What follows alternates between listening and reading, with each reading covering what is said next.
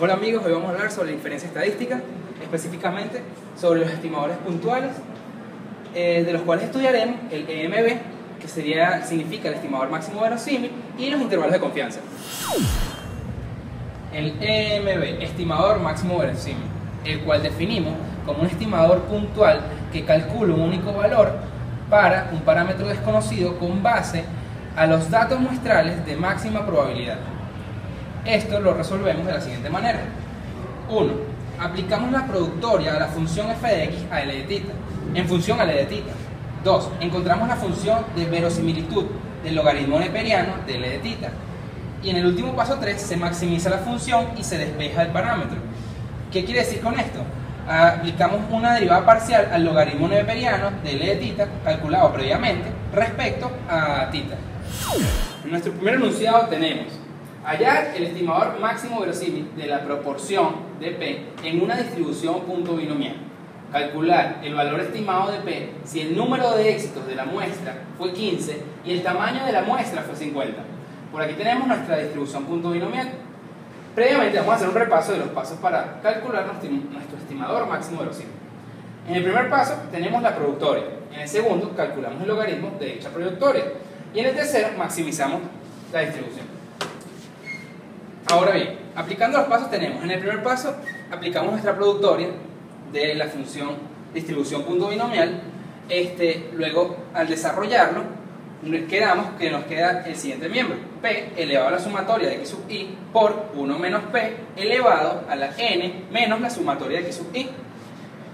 En el segundo paso calculamos el logaritmo neperiano de L de P de X, que sería nuestro miembro previamente.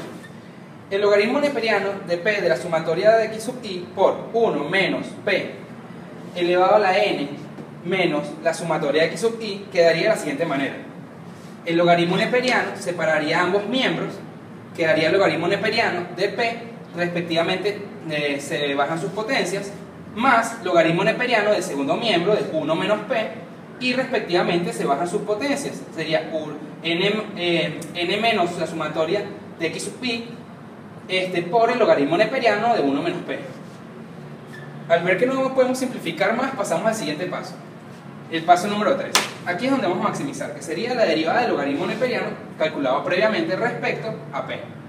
Entonces nos quedaría de la siguiente manera: la sumatoria de x sub i sobre P más n menos la sumatoria de x sub i por menos 1, que sería en este caso la derivada interna, entre 1 menos P. Al seguir desarrollando quedaría el siguiente término: sumatoria de x sub i sobre P menos, que sería el menos que multiplicamos previamente, n menos la sumatoria de x sub i sobre 1 menos P. Este miembro lo igualamos a 0 con la finalidad de poder despejar P de la ecuación. Al despejar P nos queda que P es igual a la sumatoria de x sub i sobre n, lo cual conllevaría que el valor estimado sería la media, que al calcularlo respectivamente con los datos dados en el ejercicio, de acuerdo que serían los éxitos de la muestra y el tamaño de la muestra, nos quedaría que el estimador máximo puntual sería 15 menos 5, sobre 50. En este ejercicio vamos a ver cómo podemos obtener el estimador máximo verosímil del parámetro lambda de una distribución de Poisson. Como podemos apreciar, esta es la función de Poisson. Y vamos a recapitular un poco. ¿Qué es lo primero que tendríamos que hacer? Aplicarle la productoria a esta función.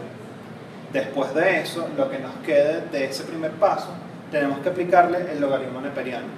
Y por último, tendríamos que aplicar la derivada con respecto a θ e igualarlo a 0 para poder saber cuál sería el valor de este parámetro. Como en Poisson no dependemos de θ sino de lambda, decimos en esta parte que θ es igual a lambda. Y en esta parte tenemos la productoria desde 1 hasta n de la función de Poisson. Aquí desarrollamos un poco la productoria para poder ver más o menos qué estructura tendría el resultado. Tenemos que acotar que maximizar la función de Poisson es equivalente a maximizar solamente su numerador. Por lo tanto, si ignoramos el denominador, cuando simplificamos este desarrollo, nos queda algo como esto: e elevado a la menos n por lambda por lambda elevado a la sumatoria de x sub i. En el segundo paso utilizamos este resultado y vemos que el logaritmo neperiano de ese resultado es equivalente a esto si simplificamos. Logaritmo neperiano de e elevado a la menos n lambda más el logaritmo neperiano de lambda por elevado a la sumatoria de x sub i. Si bajamos las potencias, tenemos que esto sería menos n por lambda por el logaritmo neperiano de e, que eso es 1, por lo tanto no lo tenemos en la parte de abajo, más la sumatoria de x sub i por el logaritmo neperiano de lambda. En el tercer paso podemos ver que tendremos que hacer la derivada con respecto a θ de la función, pero como dijimos en este paso que θ es igual a lambda, podemos decir esto también. Por lo tanto vamos a derivar es con respecto a lambda y no θ. Si derivamos con respecto a lambda esta función, nos quedaría que lambda aquí se vuelve 1 y tenemos menos n más la sumatoria de x sub i, y como el logaritmo neperiano de lambda, la derivada de este logaritmo neperiano de lambda sería 1 sobre lambda. Aquí igualamos a 0 y haciendo el despeje nos queda que lambda es igual a la sumatoria de x sub i sobre n, y esto equivaldría a decir que es la media de la población. Bueno muchachos, ahora vamos a hablar sobre los intervalos de confianza. ¿Qué es un intervalo de confianza? Un intervalo de confianza no es más que un rango de valores en el que se encuentra nuestro valor. Tenemos que ver que a un mayor rango de confianza, mayor será el rango de números que nos vamos a tomar. Por lo tanto, si por ejemplo tenemos un rango de confianza de 100%, vamos a tener todos los valores, y eso no nos sirve mucho. Pero si tomamos un rango de confianza un 50%, vamos a estarnos equivocando una de cada 2 veces, tampoco nos sirve mucho. Entonces tenemos que buscar valores de un rango entre 70 y 95% de confianza para que tener rangos de valores algo acordes. En esta parte de la materia nos vamos a basar mucho en lo que son las fórmulas que nos dieron en nuestro formulario. Algunas de las cosas que vamos a ver dentro de estas fórmulas son 1 menos alfa, que significaría el nivel de confianza, alfa, que significaría el nivel de significancia, x, que sería la media aritmética, sigma, que sería la desviación estándar poblacional, n, que sería el tamaño de la muestra, y s, que sería la desviación estándar muestral. La varianza conocida la vamos a calcular con la siguiente fórmula, que sería la media más o menos z. ¿Qué es z? Z es un valor que estaría en nuestra tabla z de valores que utilizamos anteriormente en la materia.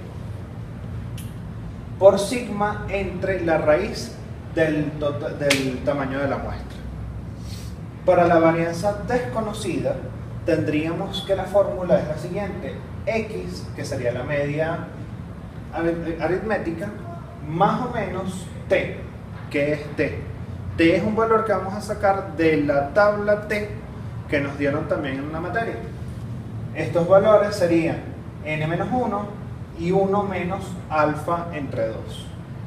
Con esos valores nos posicionamos en la tabla, sacamos el valor que es y lo multiplicamos por s entre la raíz del total de la muestra, del tamaño de la muestra. Después tenemos otras fórmulas que también pueden ser de uso, pero ya no es tanto para la media, sino para la diferencia de medias, cuando queremos calcular cuál es la diferencia entre dos medias. Y esto se calcularía de la siguiente manera: con la media aritmética 1 más la media aritmética 2, más o menos el valor z de 1 menos alfa en medios, y eso lo multiplicamos por la raíz de sigma 1 al cuadrado entre el tamaño de la muestra 1 más sigma 2 al cuadrado entre el tamaño de la muestra 2.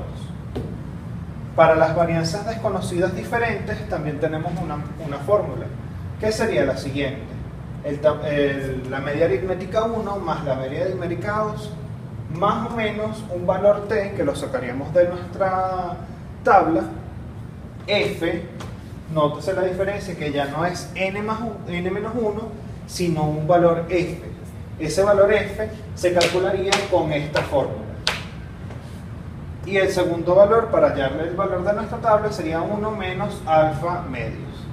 Todo este valor se multiplicaría por la raíz de ese 1 al cuadrado entre el tamaño de la muestra 1 más ese 2 al cuadrado entre el tamaño de la muestra 2. Y después, para las varianzas conocidas iguales, tenemos otra fórmula también, que sería la siguiente. La media aritmética 1 más o menos la media aritmética 2 menos, vean que aquí ya no es más, o sea, no es las medias aritméticas sumadas, sino puede ser más o menos las medias aritméticas, y después menos un valor t que viene dado por el tamaño de la muestra 1, el tamaño de la muestra 2, menos 2. Y aquí el segundo valor sería, como siempre, 1 menos alfa entre 2. Este miembro estaría multiplicado por SP, que es un valor que podemos calcular con esta fórmula, por 1 entre el tamaño de la muestra 1 más 1 entre el tamaño de entre la raíz del tamaño de la muestra 2. Ahora, para practicar intervalos de confianza, tenemos esta primera noción. Una firma comercial encuesta a 100 individuos para conocer sus opiniones sobre dos productos, A y B. Los resultados fueron, para el producto A, 55 individuos, y para el producto B, 45 individuos. Nos piden hallar el intervalo de confianza al 95% para la proporción de individuos que eligen cada producto. Ahora bien, nos están pidiendo la proporción de individuos que eligen cada producto, es por eso que haremos la fórmula de la proporción, donde utilizaremos el intervalo de confianza al 0.95, porque nos está pidiendo el 95%. Nos pondremos aquí la proporción de cada producto, el valor de z, multiplicado por la raíz de cada una de las proporciones de los productos, por 1 menos cada una de las proporciones del producto, entre la población total. Ahora bien, para calcular el valor de z, tenemos aquí que es 1 menos alfa, lo despejamos, lo dividimos entre 2 y así tenemos 1 menos alfa entre 2. Y eso lo hallamos en la tabla que nos dieron y tendremos que será 1.96. Ahora, después de tener eso, utilizamos cada ecuación para cada producto. Tenemos que el producto A, para cada proporción, 55 entre 100, más menos el valor de z, multiplicado por, como lo dije antes, P y 1 menos P entre la N. Y eso nos da un intervalo que es 0.45 y 0.65. Y para el producto B, es la misma ecuación, solamente que tenemos que ahorita es 45 entre 100 en vez de 55 entre 100. Y aquí P y 1 menos P. Y el resultado es 0.35 al 0.55. Para seguir practicando intervalos de confianza, tenemos el siguiente ejercicio. Una muestra de tamaño 10 de una población de mujeres presenta una altura media de 170,2 centímetros. Y una muestra de 12 varones de otra población presenta una altura media de 176,7 centímetros. Sabiendo que ambas poblaciones son normales, con varianza 225 y 256 respectivamente, analizar con una probabilidad del 95% si los varones son más altos en media que las mujeres o viceversa. El ejercicio trata de diferencias de medias con varianzas conocidas, ya que no nos está proporcionando el ejercicio. Ahora, para analizar con una probabilidad del 95% si los varones son más altos en media que las mujeres o viceversa, tenemos que asegurar que en el rango de valores que nos lanzará la ecuación que voy a explicar eventualmente, contenga el valor 0.